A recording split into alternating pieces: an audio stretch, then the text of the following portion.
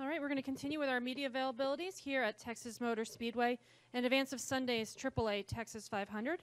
We are joined by one of our playoff drivers, Kyle Busch, driver of the number 18 M&M's Toyota, who currently sits second on the leaderboard. We will open up to questions. Please raise your hand. We'll get a wireless microphone to you. We'll start down here in the front with Claire, and then we'll go to Jerry. All the way in the front.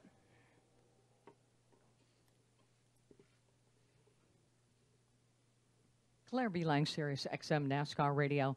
How aggressive do you expect this race to be, and how do you look at now digesting for a few days how it came down last week with the bump and run with Logano and Truex?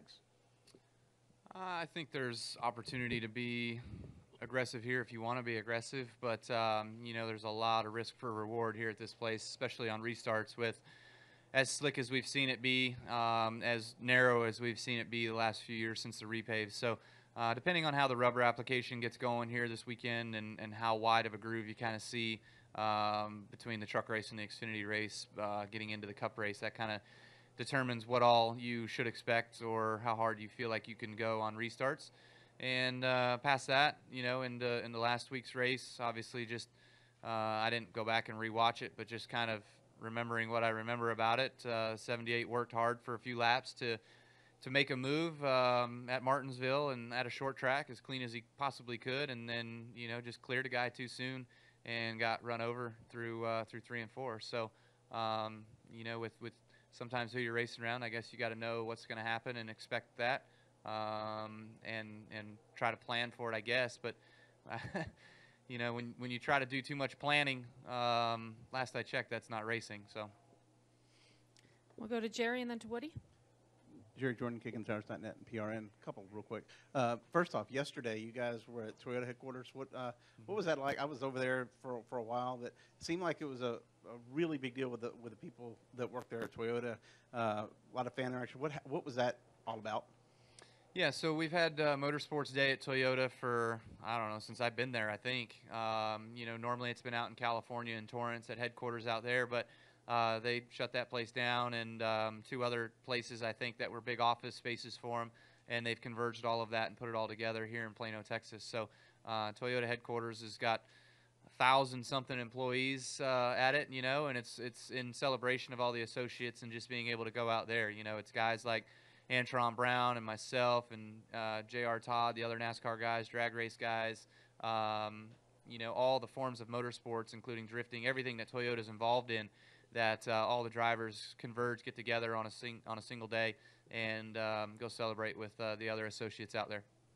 And also, looking forward to Homestead.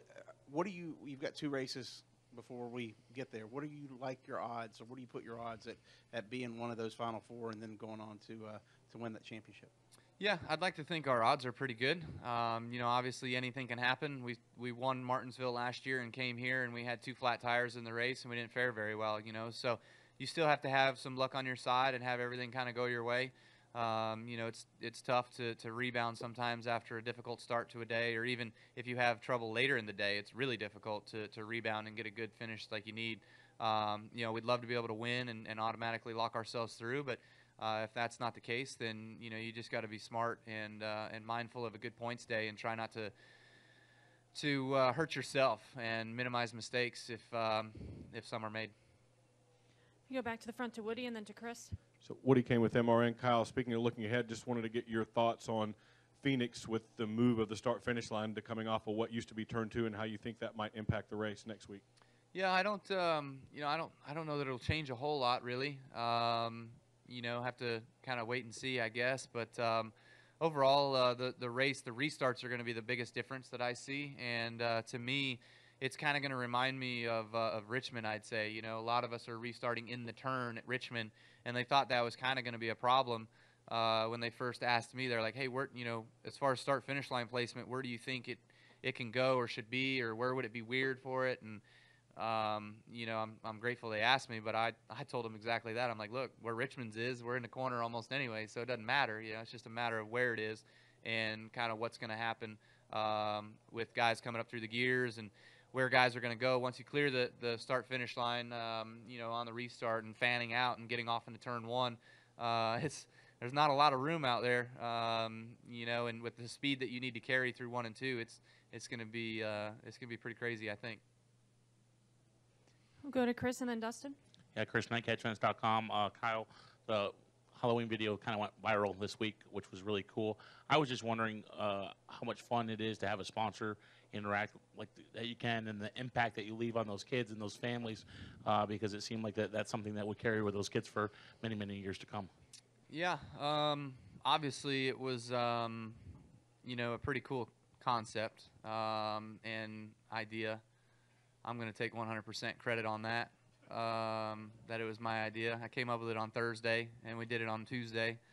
So, you know, it just, I don't know. I mean, sometimes you think those are brand people that come up with those ideas and say, hey, go do this. And honestly, it was me asking them if I could go do it. And so, you know, we had to go through the whole approval process of being able to go do it and have releases and everything else for it all. So it's crazy the amount of hurdles you have to go through sometimes to be able to go do something kind of fun that's just off the cuff. But honestly, it's cool. At first, it was a little rough. We hit a few houses that nothing was happening. It's like, man, this is going to be a dud. And then finally, we hit a neighborhood where many of the kids got home, I guess, or were home and kind of saw me moseying around. One of the funniest stories of that whole deal was we were going through a couple houses, and it's like, well, if the doors are open and the screen doors are closed, somebody's got to be home, right? So you roll up to those houses, and who's in those houses? It's the old people, because old people leave their front doors open and their screens closed. So there's no content there. And one of the ladies was like, I'm just the nanny, and she's holding like a 6-month-old. She wouldn't open the door. Like, she was freaked out. Like, she's like, I'm going to rob her. And so I was like, all right, I'm just going to leave the bag here, and I'm going to go to another one next door and keep moving.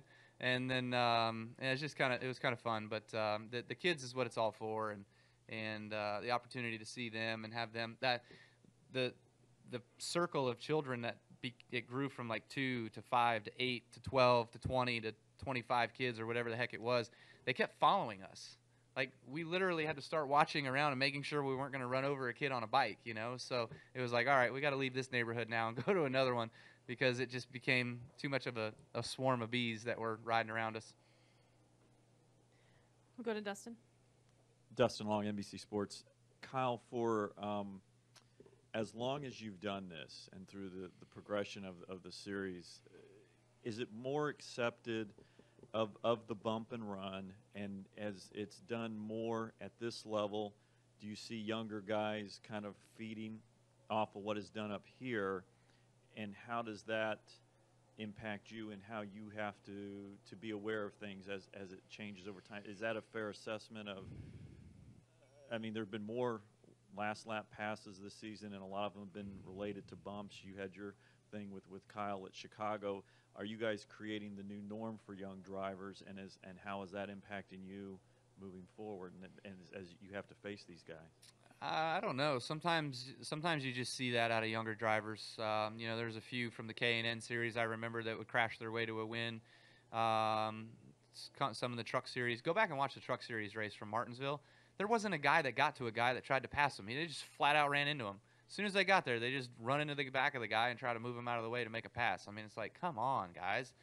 I guess that's just the way it's going to be, you know. And when you keep limiting power and making it harder for guys to slip the tires and out-accelerate people and do a better job out-driving them, then, you know, the cars become more equal and equal. You got to drive through them. So I guess that's going to be the new norm here eventually of some sort, you know. But overall, it's just you.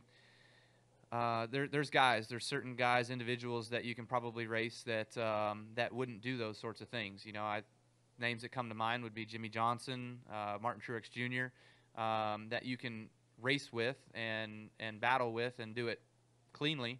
And there's guys that you have names that you know they're just going to flat out run into you on lap 128 when they get to your rear bumper and move you out of the way of a 500 lap race. I mean, it's like, okay, whatever, dude. Like, come on.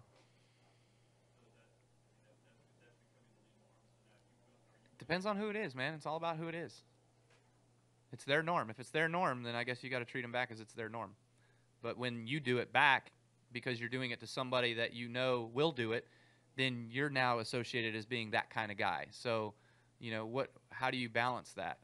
I don't know. For instance, if if it was, I don't know, if it was me and Joey flat out ran over me when he got to me at Martinsville, then when I go back on him the next time, am I just doing it because it's Joey, or am I doing it because it's me? You know what I mean? I would say I'm doing it because of who it is, not that that's the way I want to do it. All right, Kyle. Well, thanks for joining us today. Good luck on Sunday.